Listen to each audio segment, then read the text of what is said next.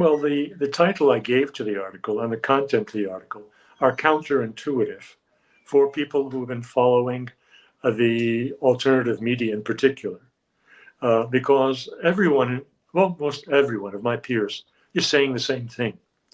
And I understand them because we do, but the little that we see of reporting on Russian state news shows the destruction of tank after tank, of armored carrier after armored carrier.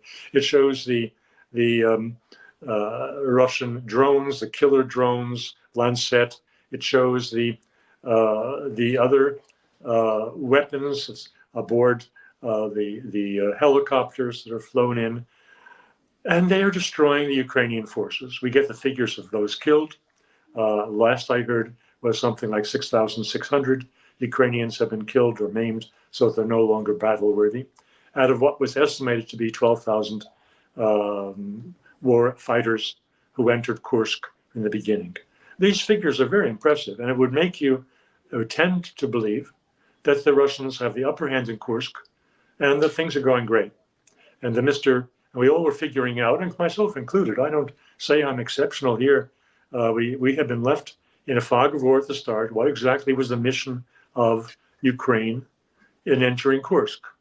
We heard many different explanations, and they all had some sort of rationale to them, that they were going to give the Russians a feel of what it's like to be hit in a wartime, because the Russians were sitting too comfortably, that they're going to take a piece of territory which they can then use to trade for some of Russia's gains in the Donbass, and that to force the Russians to enter into negotiations over a truce and possibly over a peace on more favorable terms for Ukraine. These were talked about. Nobody talked about, well, briefly, like for 5 minutes at the start, that the Ukrainians might just be going after the atomic power plant in Kursk. We'll come back to that. The last thing that we all heard is that it was pretty much what I just said. Mr. Zelensky wanted to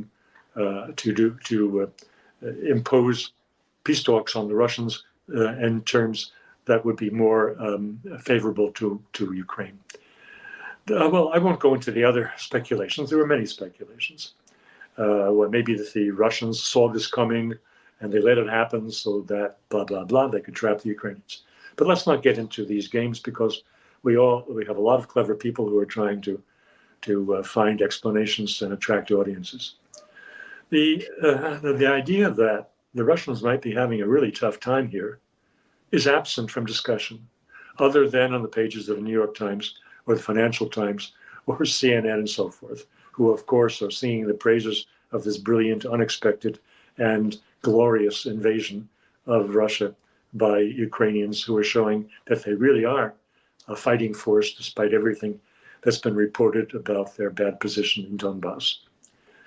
So as I said, looking at the facts that have been in public media, I can understand where many of my colleagues are in the optimistic expectation that it'll all be over. In an interview that I had a week ago, I was asked, well, do you think it'll all be wrapped up when we meet again, meaning tomorrow? And I looked a bit perplexed, because the expectation was such a glorious Russian victory that the bits and pieces, shreds left of Ukrainian forces would all be mopped up by tomorrow. That clearly is not the case. So what is going on, and why have we, particularly my colleagues, been misled, as I believe? I think the reason is some facts about what we're basing ourselves on, and what we, the commentators that are in the public eye today, know about Russia in general before we were given the microphone. And I'll come straight to the point. And I don't want this to be self-promoting in a way that would offend people. I am a Russia specialist. I published my memoirs under the title Russianist, going back to my earliest experiences as a student of Russia in 1965, my first visit to Russia. And I've been doing this for some time. My colleagues many of them are very skilled analysts. analysts of warfare, analysts of geopolitics. They have served in intelligence agencies, and I understand that they bring a lot of competence to the task at hand. But I repeat, they are not Russia specialists. And they use largely a material of which they're very proud, and I understand their pride. They're using sources which I am not using. They're using back channels to Russian military men, political scientists, whom they have met on trips to Russia, and who they believe are feeding them scoops, really important information that they're bringing to the attention of their listeners and readers as they publish their commentaries. Here's where I would draw a big distinction. I'm not using those. And I believe they are suspect for reasons that my colleagues should devote a bit more attention to. When you say that you have heard from Commander Alaudinov, this is a Chechen leader who was heading troops of the Akhmat division, it's a fighting division of Chechnya, in the successful capture of Bakhmut, and who is presently leading the Chechen unit that is fighting in Kursk to liberate Kursk. He's an important and authoritative person, and I understand that those who have made his acquaintance among my peers are proud of that fact and take seriously what he's telling them and want to deliver a scoop to their followers. My caution is the following. I've also heard Mr. Alaudinov, not in private. I've heard him on television. During the whole operation to liberate Bakhmut, he was every day on the news and talk show program 60 Minutes, which is moderated by a very serious guy. It's a protege of the head of Russian state television news, Yevgeny Popov, and his wife, Olga Skabeyeva. They interviewed Alaudinov, and he was given prime time to say a few words about the day's progress. I can tell you right now, whatever his officer's title is, Alaudinov, has a good command of Russian and was very cagey. He never said on air anything that could be of much use to anybody, except the fact to show his face and his confidence that things were going well. And I ask in all seriousness, why my peers think that they will get from Mr. Alaudinov behind closed doors information that this professional soldier and real patriot of Russia is not likely to give to anyone, least of all to a foreigner, however sympathetic to the Russian cause they are. So why my friends aren't doing the simple addition and subtraction, why they aren't doing this triangulation, if I can go to a little bit higher math, to understand whom they're talking to, I don't understand that. So the news that these back sources are giving is optimistic, just like the pictures that we get on Russian state television news of destruction of Ukrainian hardware, all NATO advanced hardware, is optimistic. What you will not find on Russian state news regular programs is anything that can give you an idea of the state of play on the ground. Nothing. And if they have a map and they show, and we're fighting around this, and we're fighting around that, and we have 60% of this, frankly speaking, unless you're a military expert and have been in this game for a long time, you won't have a clue of what they're telling you. So the information is really pro forma. It isn't substantive content that anyone could use to make an independent judgment on the state of this war. Now, and a very big exception to all of this, either emptiness on the Russian side or tendency to look optimistic, was on another Russian program, which I follow very closely. This is The Great Game, which has two personalities of outstanding importance. One, Americans would know very well if they're in politics, and that is Dmitry Simes, because Simes was an assistant to Richard Nixon. He was the heir to Nixon's political legacy, and set up originally in Nixon's name a research institute, a think tank in Washington, which eventually was renamed the national interest. And he headed that until February 2022, when he understood that his position had become untenable, that he was too Russia-friendly, and he picked up stakes and went back to Russia 50 years after having emigrated to the States as a kind of dissident.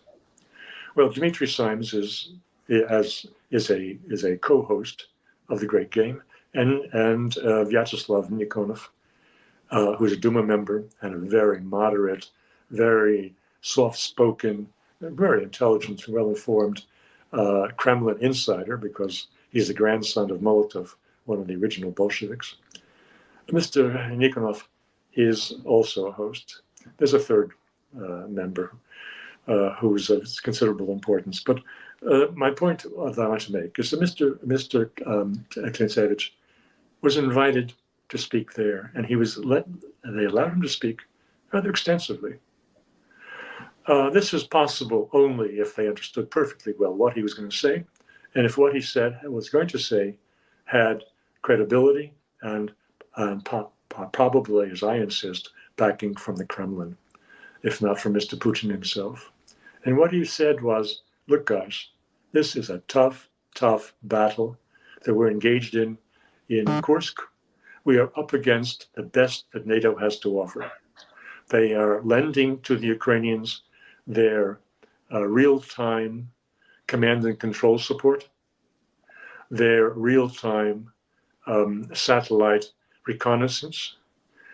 They are guiding every step on the ground, and they have their own people, Americans, French, and Poles, taking part in the Kursk operation. Moreover, the equipment that's being used was precisely prepared by Washington for this mission. It isn't just the guys in Kiev went into the back lot, they went into the warehouse and pulled out what they had to throw against Kursk. Oh no, they had been armed by Washington for this mission. So Mr. Klinsevich is saying, we have a tough fight. We're holding the line, we're pushing them back, but there is fierce fighting going on, and don't you forget it. All right, that's not all he said. That would be bad enough. That this is not a PR stunt by Ukraine, that this was not a sudden impulsive act by Mr. Syrski, the general in charge of overall mission, or Mr. Zelensky, that this is a US-driven attack. And Klinsevich went on. Is it a self-standing operation, or is there something else here? Well, first, as I said, it was Klinsevich who made the statement that the original objective of they had several objectives, and so always was a reason or explanation for what they were doing available should things go awry for the Ukrainians. But the original objective was to take the Kursk nuclear power plant.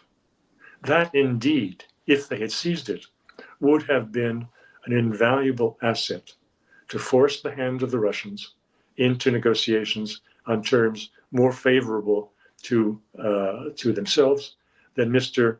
Putin's take it or leave it final terms of June, which amounted to capitulation for the Ukrainians. Well, they didn't get very far. They got about 15 kilometers in. They would have had to go perhaps another 60 kilometers to reach the nuclear power plant, and the Russians threw everything at them to ensure that they never got further into Kursk Oblast. But they went, instead of going deep, they went lateral. Lateral was pretty easy to do because lateral meant more thinly populated population areas, farmland, little homesteads, and very few soldiers, and no anti-tank lines of defense, nothing that made the summer offensive or counterattack of Ukraine in 2023 such a dismal failure. All right, so much for that, but that's not the whole story. What Klinsevich says is that the seizure of territory, the incursion into Kursk, is part of a bigger plan that is still ongoing. And the bigger plan is a wave of airstrikes against the heartland of Russia. This is what all the discussion going on still. Will Washington give the assent? Will Washington not give the assent to Zelensky to use the missiles or the multi-fire artillery equipment that NATO has delivered to Ukraine inside Russian territory, inside Kursk? Will they allow long-range attacks from the F-16s, which are now being made operational, to use the Scalp, is the French missiles, or the British equivalent, which everyone knows better, the Storm Shadow missiles, to attack inside Russia? The argument for Mr. Zelensky is these would be used to neutralize the air bases from which Russia is now attacking with its glide bombs and the rest of it. Well, that argument by Zelensky is in fact specious, as Mr. Klinsevich said, and as nobody else has said. He remarked that the Russians have, by the way, moved all of their airplanes back from the border, back beyond 900 kilometers, so that nothing that the United States or Britain or France or Germany have delivered by way of high precision long-range missiles could ever touch the Russian air bases and airplanes that are now striking Ukraine. So what would the Ukrainians do with this stuff if Washington said, go ahead?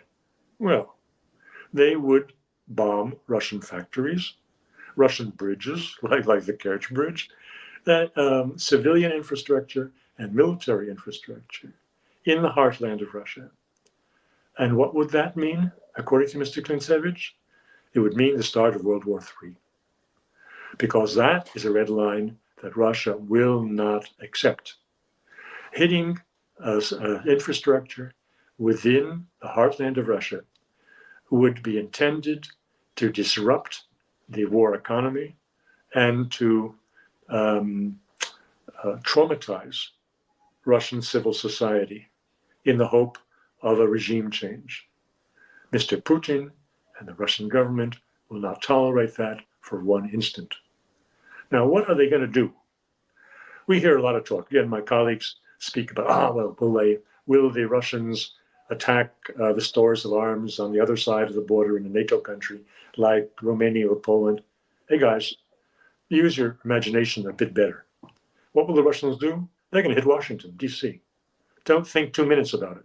They've said it. If you're listening, that's what they've said. So here's where I say, I think some of my colleagues are not really putting their thinking caps on, and they are being used to disseminate inaccurate information by Russian military sources, because they're not, again, using their critical faculty of who is telling them what and why. And with that, I rest my case. Yeah.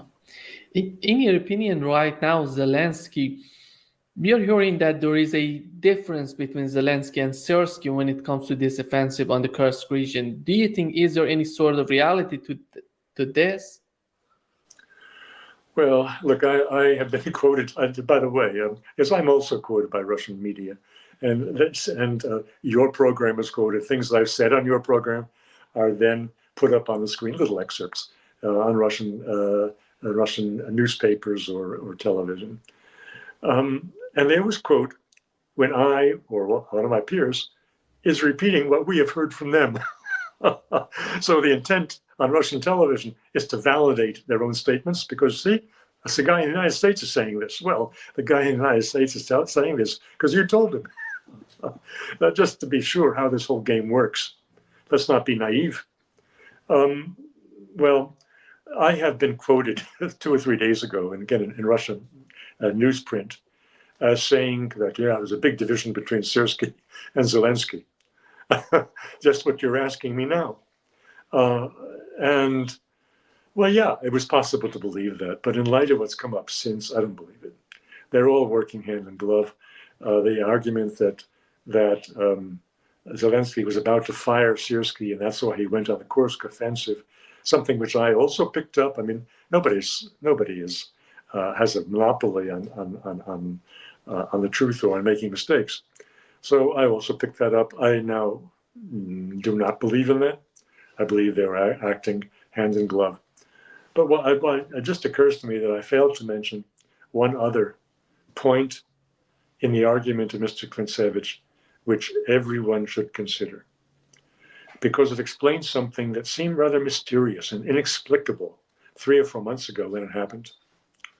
And that is the use of drones by the Ukrainians to knock out one and then a second Russian early warning radar stations in the south of Russia. Our analyst said, my fellow commentator said, hey, that doesn't make too much sense, because after all, the Russian attacks on Ukraine have nothing whatever to do with these radar stations. Okay. Well, Mr. Klinsevich more or less gave us a reason for why that was done and why we should be very, very worried about Russia's counterstrikes when they think that they are being put in danger of destruction by the Americans. And he brings into play another element in the current events that people do not connect with the Russian story. I was asked on various news programs, hey, what is common between the crisis in the Middle East and the Russian-Ukraine war? And I said, well, what's common is Russia. But I sort of missed a little nuance here. There are 2 aircraft carriers with their squadrons, their support details, now in the Eastern Med. The story that we read in major media is that they're there to shoot down any missiles that Iran may be firing. It may decide to fire at Israel in their planned counterattack for the murder of the Hamas leader in Tehran. They could be useful in case the whole situation between Israel and Lebanon, Israel and Houthis, Israel and Iran escalates out of control. However, it also can be useful for something else. There are, I think, 100 jets on those planes, on those carriers together. Anyway, it's a large number of planes. They all are nuclear capable. They can all be sent on a simultaneous attack on Russia. This is a decapitating attack on Russia. And if the Pentagon thinks that the Russians are ignorant of that possibility, then the Pentagon and Mr. Jake Sullivan and the mummy in the White House should think again, because the Russians have that on their radar screen. Now, what does this mean? If the Russians are speculating that the United States could, at some point, in follow-up to the Kursk offensive, stage a preventive strike, or stage a first nuclear strike on Russia to wipe out its nuclear forces and to decapitate the nation, then the Russians may well be preparing for a preventive strike on the United States today. We don't see any of this in major media. The American public hasn't a clue as to its vulnerability because of the extremely risky, unprovoked, and careless, ignorant policies coming from the head of its national security team, coming from the Pentagon, coming from Mr. Blinken's State Department.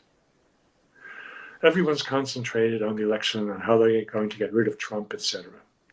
And no one is paying attention to have the country will survive the next idiotic provocation that the United States stages against Russia. So this is food for thought. What you've just mentioned about these aircraft carriers of the United States, it's so important, and it makes sense because we have seen the same type of attitude on the part of the United States when it comes to those missiles in Romania. They were talking about, we are putting these missiles in Romania to take care of Iran. And we know that the main reason was Russia. I think we can totally understand what's the concept behind this type of activities on the part of the United States. Yes, and it's all below the radar screen. Nobody's talking about it until Mr. Klinsevich raised it on the Great Game. I say a bravo to him. He spent 20 years as an officer in the Soviet and then Russian armed forces. And he wasn't doing a desk job. He was in the parachutist group, which has to be the toughest as nails part of the Russian military. And when he speaks about the fierce fighting going on in Kursk, and this is a guy who has seen bullets, he is otherwise given the title as the director of the Society of Russian Afghan War Veterans. He fought in the Afghan War. Hey, this guy has to be taken seriously as both as a politician, because he's now in the upper chamber of the bicameral legislature. He's a member of the steering committee. Note, the steering committee of the governing party of Russia, United Russia. Therefore, I say I don't want to make him out to be the only source worth listening to. Of course not. I don't speak of the possible methodological errors of my colleagues only to fall into a trap myself. But he is a man worth listening to, and the points were made on a most authoritative Russian political analysis show. So for these reasons, and I said listening closely to what you hear on the main news programs of Russia, you hear the words that the fight is going on is a fierce fight. Now, again, to put this into simple language that everyone understands, this means a lot of Russian soldiers are dying. Nobody talks about it. I didn't expect that, frankly, because the Russians, by evacuating Kursk and the areas that were occupied, could be occupied, was making for itself a free fire zone in the whole territory. And they've been dropping everything imaginable to take out both equipment and personnel of the Ukrainian fighting force. By the way, one other little detail which I skipped. Since we've all been saying, my colleagues have all been saying, that there's no way to reinforce, to resupply the 10,000, 12,000 men who originally went into Kursk at the start of this operation. ... Mr. Klinsevich says they raised it from 12 to 20,000. Now, I don't know how they were sneaking through the holes. But remember, this is a 160-kilometer long line. Moreover, simultaneously, these otherwise battered, ragtag Ukrainian army, that, as you would imagine they are, if you read the daily press, they're staging simultaneous cross-border attacks in the two neighboring provinces or regions of Russia that have a common border with Ukraine. This is Bryansk in the north, closest to Belarus, and it's Belgorod in between Bryansk and Kursk. They're attacking there. So the Ukrainian forces are not depleted to the extent that many people believed, myself included. I was judging by what I heard in open sources, and until Mr. Klinsevich came forward and dropped his little bit of bad news, there was no reason to question that. Now there is. So the Russians are facing very severe challenges. They don't want to take their eyes off the ball. the ball being the Donbass front, where they're concentrating their best forces, their best troops, their heaviest artillery and other equipment. But they are stalling for time in Kursk because they cannot resolve it in one blow.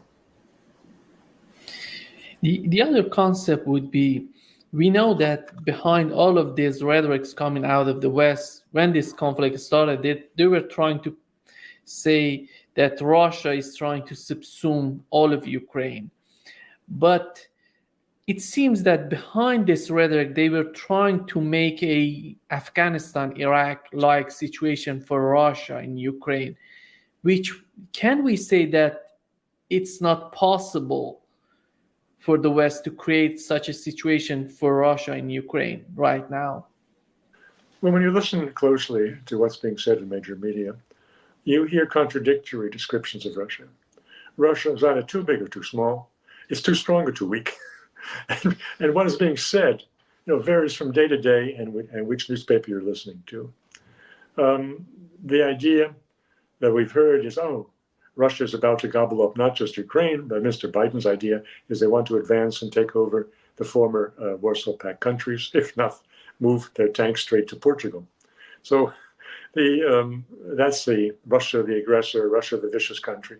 Other people are saying, hey, look, these guys can't even take back Kursk Oblast. How do you imagine that they're going to gobble up the rest of Ukraine, let alone snap up Poland, the Baltics, and you name it? So we hear from day to day this estimation of Russia, its intentions, its capabilities, rocking back and forth from the most amazing and monstrous aggressor to a kind of spoiler that really can't do much. So let's get it over with them.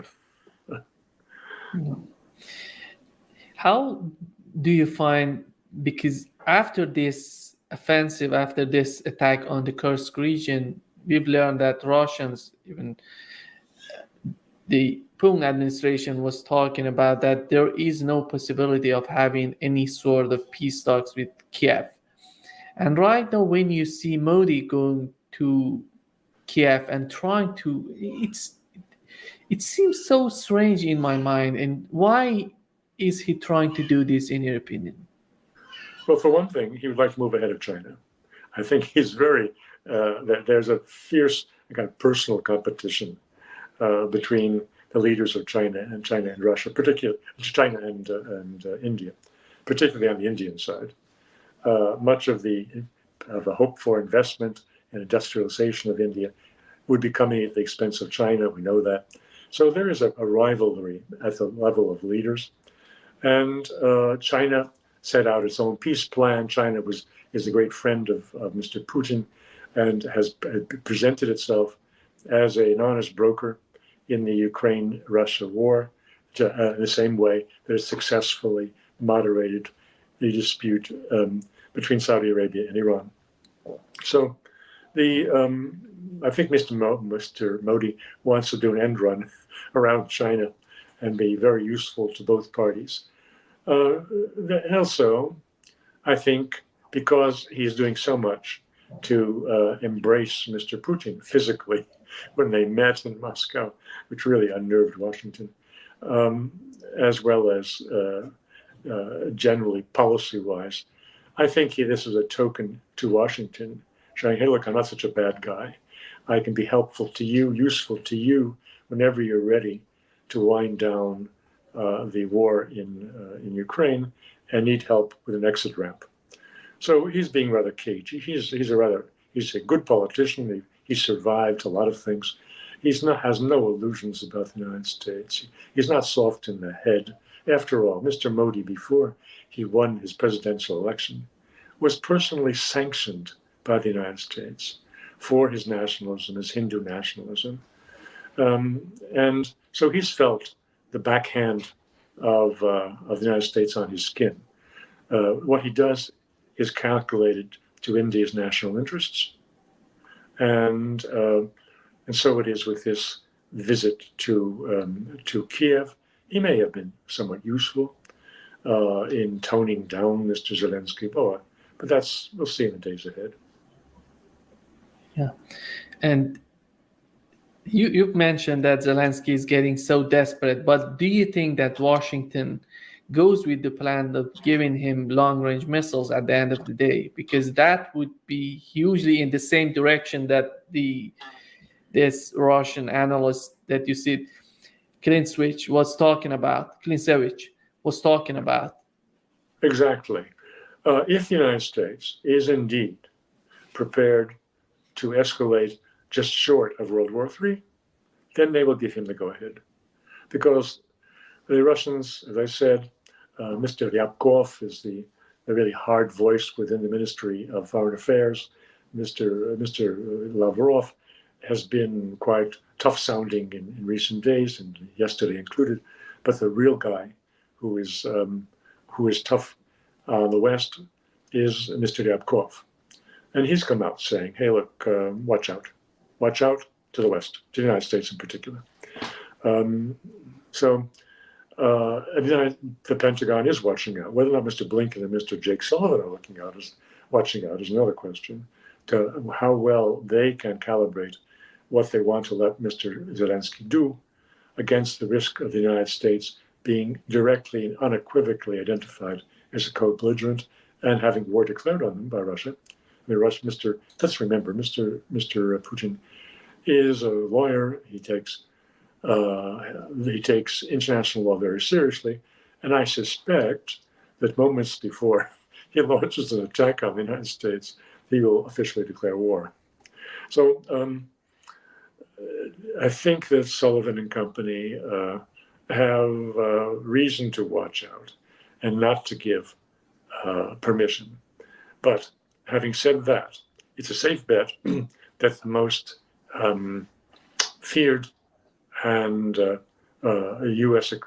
missiles, the JASSM, these are the stealth missiles, the missiles for which have a 500, 900 kilometer range, can be mounted on F-16s, 2 of them at a time, carry a big payload, and most important, are very difficult to detect.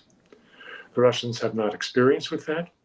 If these missiles would now be used by F-16s, operating in the Ukrainian airspace to the limit that is safe for them to do, they could reach a lot of targets, as I said, primarily civilian and military infrastructure, not air bases, because the planes have been moved away. And that would be a casus belli for the Russians. Now, whether this particular point is appreciated by Mr. Sullivan, I don't know. Yeah. New York Times reported that Jake Sullivan gonna be in China talking to Xi and trying to convince them not to help Russia. And it seems that he's gonna talk about new sanctions, new tariffs in order to convince them. Do you think with the current situation of the Biden administration and they're capable of putting pressure on China? Well, I think the Russians had a good term for that. What we have in the United States. They call it the collective Biden. So the collective Biden is really out of control. I don't think. I mean, some of my colleagues are very good analysts, and I respect what they're saying. That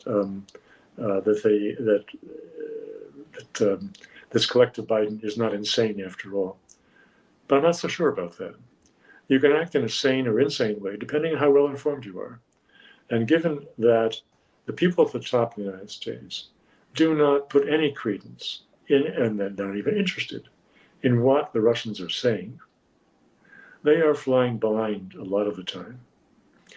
One more thing, coming back to Mr. The spokesman on the Great Game Show, Klinsevich,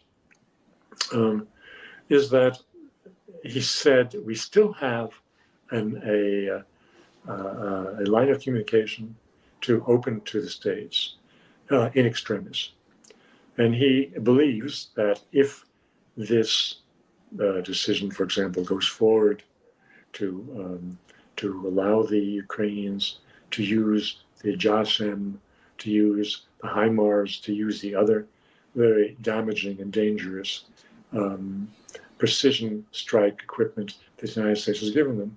If that goes ahead, then this back channel or red telephone would be used as a last warning to collective Biden.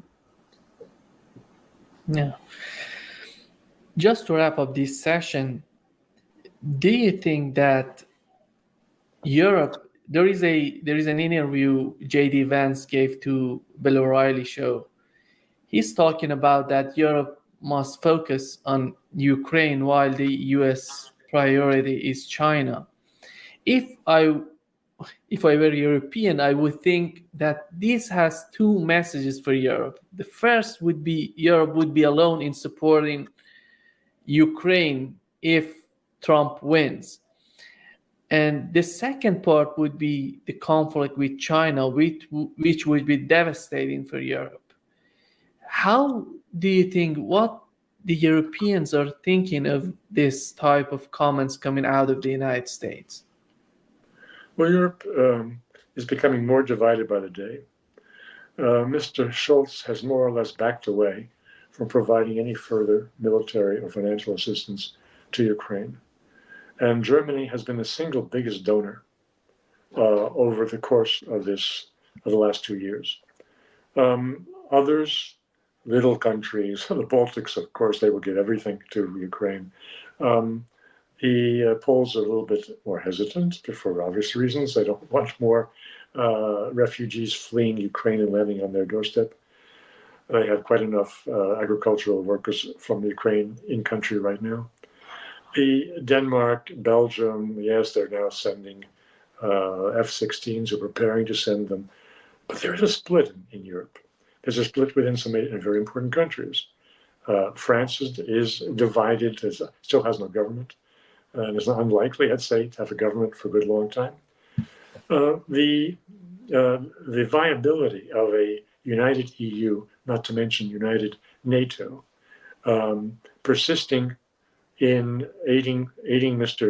Zelensky after a victory, say, by Trump, is very, very low to non-existent. I think that should Mr. Trump win the election November 4th, we will see a draining away of the powers in those who have recently so comfortably reinstalled themselves at the head of European institutions, like von der Leyen and like the outgoing Prime Minister of Estonia, who was now about to be anointed the Minister of Foreign Policy and Defense. These people may keep their titles for a while, but all power will be drained away from them and will go to the 30 or 40% minority of within the European Parliament that Mr. Orban has gathered under this title of Patriots for Europe. So I would not count on a united Europe in general, with or without a victory by Trump, although a victory by Trump makes it a certainty that Europe will crack.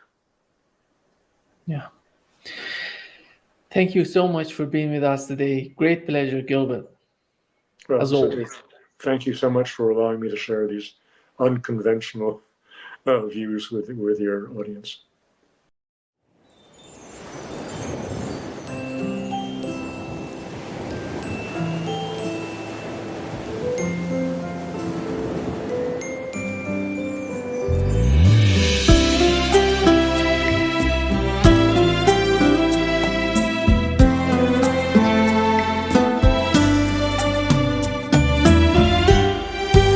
Nằm nghe sóng vỗ từng lớp xa, bọt tràn theo từng làn gió đưa.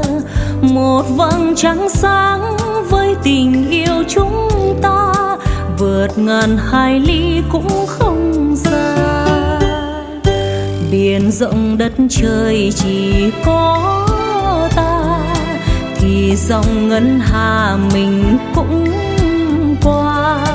Biển không biên giới như tình anh với em, hơn cả những vì sao đêm.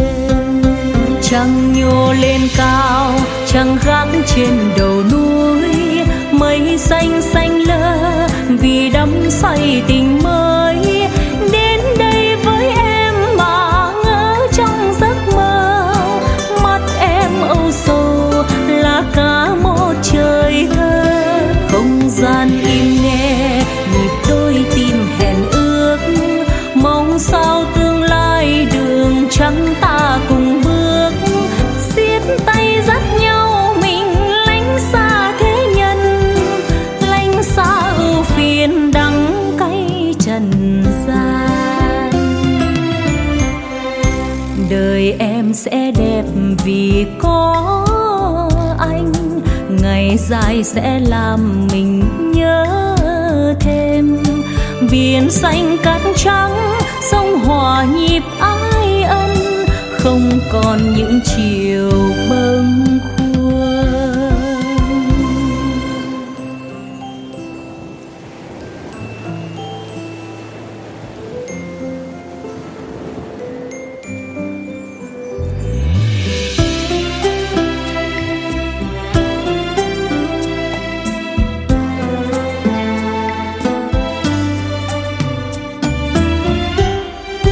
Biển rộng đất trời chỉ có ta, thì dòng ngân hà mình cũng qua.